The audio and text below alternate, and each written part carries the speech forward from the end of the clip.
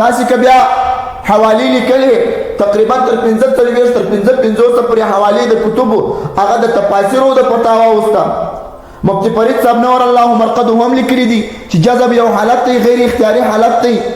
خو سړی به دا جذب داسې نه استعمالوي چې پر ما جذب راغی زه نور افکار نه کوم بس ځکه زه خو جذب شوم چې څومره جذب ډېر در باندې راځي ته هغونه ذکر ډېر کوه ستا دا حوصله پراخېږي انوارات تر باندې ډېرېږي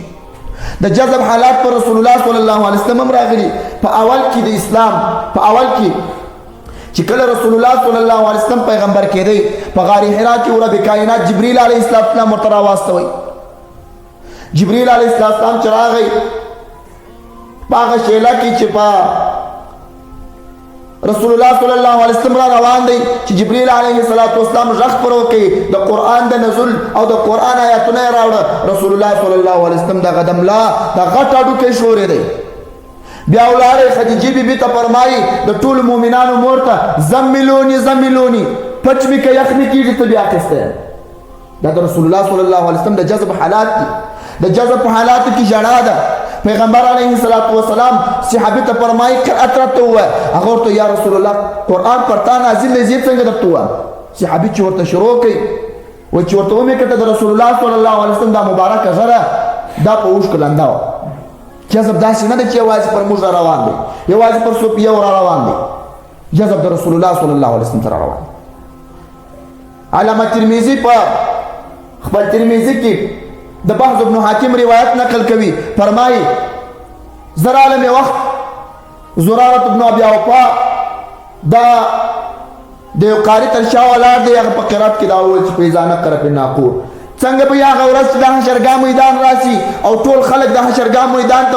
روان وي او په شپېلې کې پوکړه چې د الله رب الجلال حساب او کتاب شروع شي زرارت ابن ابي اوفا ځای پر ځای راواوښتی مړ شو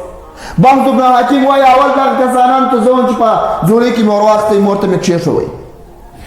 یا لکه تفسیر ایوبي کې مولانا عبیدالله ایوبي رحمه الله فرمایي یو عالم تقریر به کوي چې کله به تقریر وکړي دومره د جوشه ډک تقریر به کوي چې د ده په تقریر کې به خلک په جذب کې راله مړه به سوه د سپین سري یو زوی و هغه خپل زوی یې منع کړی و چې د دې عالم تقریر ته به نه کښېني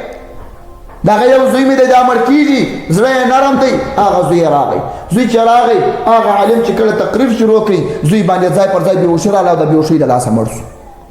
بیا چې کله جنازه ور واخیستل خلک روان دي مور ته کېږي مور یې ورته وویل چې دا پلانکي عالم ته خو به نه یې تللی بس دا هغه عالم ته تللی دی او دا تقریر تاثیر ور باندې کړی د الله رب الجلال دوامه مرګ باندې راغلی